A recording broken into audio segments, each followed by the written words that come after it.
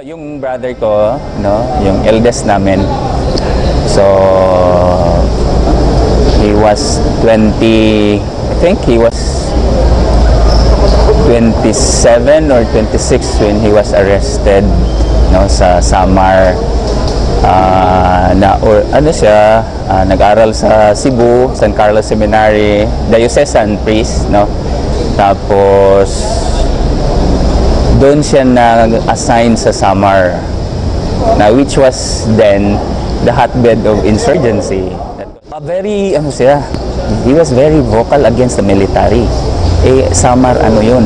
Tapos yun yung time ni, di ba, yung sino yung nahuli at namatay din, si Bob de la Paz. Yun yung area na yun. Sila Bob de la Paz. During that time also? During that time. And he was assigned in one of the remote towns in Samar, Catbalogan. Tapos he was very vocal and very alam mo na, yung baka masyadong before, and mainit siya sa military and that time. Tapos yun yung balita namin, no?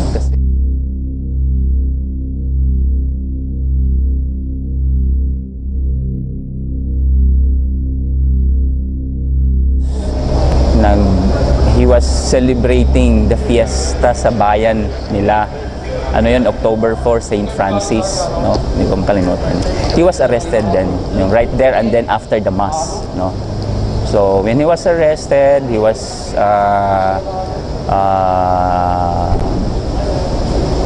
in prison doon sa camp sa Catbalogan. Time ni Mison, ni General Mison. And during that time, syempre, nagugulat lahat, ganon. Tapos, may suporta naman yung mga kasamahan din nilang religious doon sa Samar. Pero, ang mahirap nga lang before was, wala din silang, yung bishop nila, hindi permanente. So, nahirapan din yung family din, kasi walang permanent or talagang official bishop na time doon sa diocese. Naging controversial kasi siya yung first priest na hinuli, kasi that time nandun din si Balweg, no, that time siya yung priest na unang nahuli at may mga revelations, mga confessions kuno.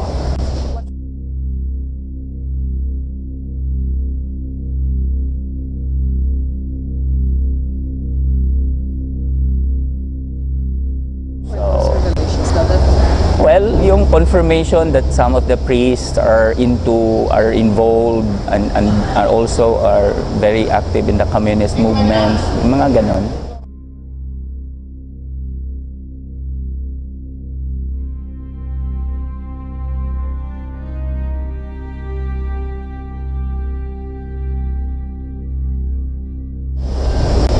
Alam mo, yung pag-house arrest niya noon, hindi kami nagsasalita. Kasi sabi niya, this place is bound. So, kung mag-usap kami, sulat. Yung sulat ko, yun, siguro yung kumusta ka na, gano'n, kumusta sa papa, o kumusta sa mga kapatid. Pero, yung wala. Kung may mga comments, wala. Kung meron mang medyo susulat mo. Tapos basahin niya, sasagutin din niya through a letter din. So, exchange ng mga ganun.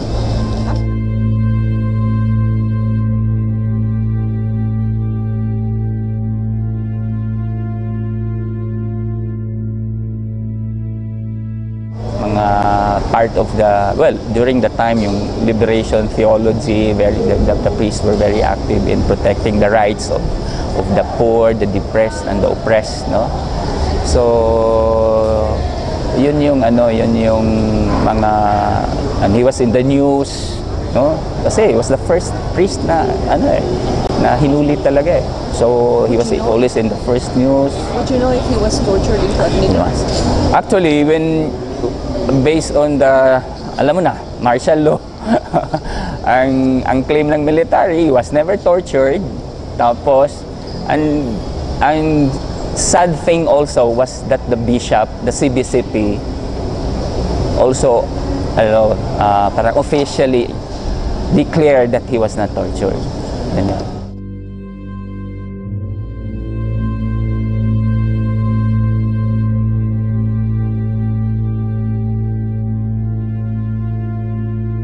It's an accident. 1st of January, no, 1984. New Year, no, sa Green Hills. Yung Ortigas, no? Ortigas, yung Green Hills. Vehicular accident. And he came from Pasay with his military driver. Two of them. Tapos he was on the driver's side. Dalawa lang sila. Ang driver yung military na ano niya, na tawag noon, na yung ano yan, guard, escort, no? Yung guard. Based on the yung investigation, medical, or what's that, yung autopsy, si ano pa noon nag-assess si dating Dr. Pardo de Tavera, yung singing secretary. So siya yung nag-assess, and he was parang there was yung accident not be the cause. He possibly could not be kasi may ano siya dito may yung malaking tama. So it was possible that he was dead before, well, during that time, di ba? Parang he was parang assumption alleged na posible na he was something had happened before he was put in the car. Kasi ganun din yung style yata before nung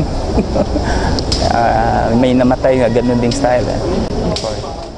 So dinala siya noon sa Leyte at doon nilibing, nandun nga sila si Malon.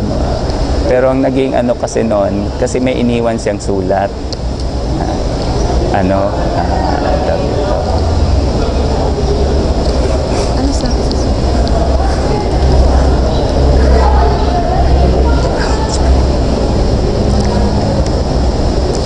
ito na nga yung ayaw ko Alam ko rin.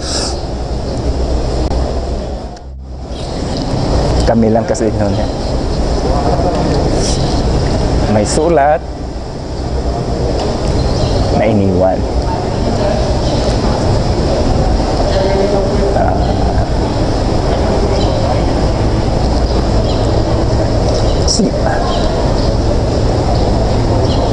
Siguro ganito ako dahil ako yung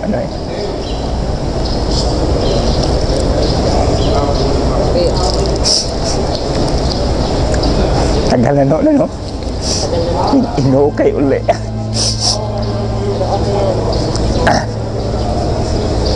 '84 daw how many years ago? More than 26 years. Anyway, so nung namatay siya, ang istorya nung sulat, nung namatay, siyempre kailangan ng damit. So ako lang yun. Kasi yung mother ko rin nasa hospital. Kasama ko yung military, may escort. Tapos pumasok kami doon sa kwarto niya. Hindi ko yata naikwento sa Imalwa. Na pumasok sa kwarto. Kami lang, ng military.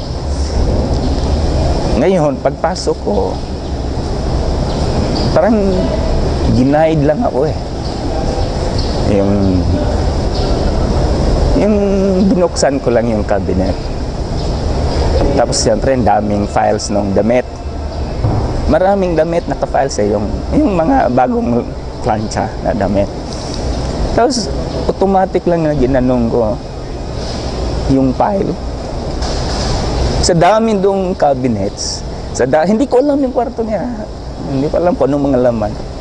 Sa dami dong gamit, isang beses lang ginanon ko yung file ng cloth, clean clothes. Ginanon ko lang. Nandun yung sulat. Naka brown envelope. So siyempre nagulat ako, bakit may brown envelope dito? Nandyan yung military escort. So tiningnan ko siya, so medyo hindi siya nakatingin, kinuha ko, pinasok ko na dito. Kasi ano lang siya, mga ano lang, siguro 1/4 pinag-anuhan na brown and blue. Medyo makapal lang. So, yun. Tapos, it turned out, yun nga, meron siyang, alam na niya na may mangyari. So, may sulat siya sa akin na if something happens to him, so don't leave stones unturned. So ito yung people na whom you will have to get in touch. Si ano noon, si Senator Jokno, si Joker, sa ano noon sa media si Alan na sports ano na ngayon. Minsan nga naririnig ko si Alan, forgot his family name. Pero very ano siya sa sports ngayon, lalo na sa boxing. Kasi siya yata yung bumisita noon sa brother ko. So sa media. Tapos yun yung isa. Merong isa So yun, meron na siyang alam. Tapos naka-attach doon sa letter niya yung parang memoirs or short yung binulalas na yung nasa loob niya. Parang gano'n. Anong nangyari? Yung during his capture.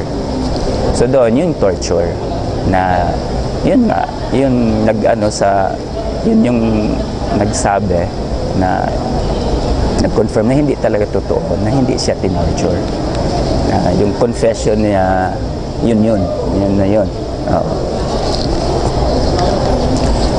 So after that, nagkaroon ng mga, kasi yung tapos yung request niya na i-publish yung writings niya. So siyempre, ito na naman sabi ko, decision na naman sa family, no? Magugulo na naman tayo nito. So yun, yung matagal yun. January yun namatay, tapos it took us siguro. Tapos I got in touch with the persons na inano niya.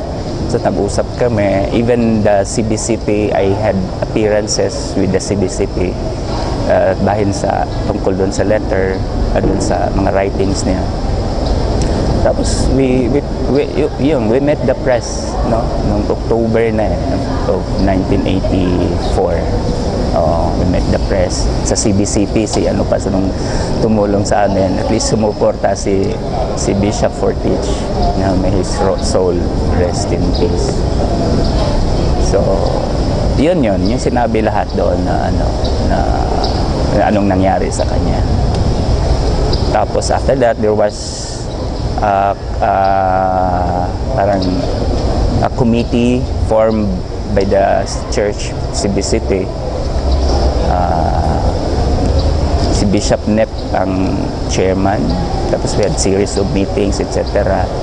Wala naman nangyari. Base, siyempre, di ba? Ng martial law, no?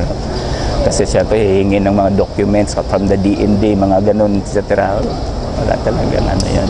Doon may mga doon, members ng committee. Hindi ko na nga, Father Pitt, hindi ko na alam kung saan sila, mga madre. At saka, walang resulta, no? Para musical pa lang. Walang nangyari. Pero maraming meetings din yun. Tapos, in fact, yung si Enrile yung the committee faced kay Enrile before. He was kasi sabi nila, huwag ka na rin sumama. So I did not, but Enrile was looking for me. Kung totoo ba talaga yung mga lumabas. So, siyempre, naman yun documented naman yun. So yun. Yung after that, kasi naging yung media, naging rin ako, naging tawag doon, nagugulo rin yung buhay ko. Tumulong naman yung mga madre, sabi, baka pick upin ka rin. Hanggang ngayon nga, nandyan pa yung nandyan pa yung handcuff. Yun yung mga nila noon mga madre kumuha ko ng handcuff, dala-dala mo yun everyday kasi if somebody picks you up, i-handcuff mo yung sarili sa mga railing, mga ganon, and you shout. Yun yung mga tips nila. Ha? Tapos yung south, gano'n. Tapos, siyempre, yung rota mo, hindi na. Pero, ang ano ko naman, wala naman akong, no? Kasi, siyempre, pero hindi natin malaman din dahil the military will always think that I know also, about my brother's activities or involvement, o kung ano man yun, no? So, ayun, maraming bumisita sa office sa San Miguel. Nakatulong naman yung mga kasamahan ko noon na, Ray, saan ka ngayon sasakay? Kasi wala akong sasakyan. Hits. Tapos, iba-iba kung saan ako dinadrop nila. Ayun, yung mga life, yun yung buhay ko after that. Ano yung message nito kung sakaling buhay si Father Kang ngayon? Ano kaya sasabihin niya Ay, sa nako. mga bagets ngayon? Ano siguro? Ano kaya? Sa pagkakilala ko niya, ano yun? Ano yung humili ni Father? Yun sa mahihirap. Na?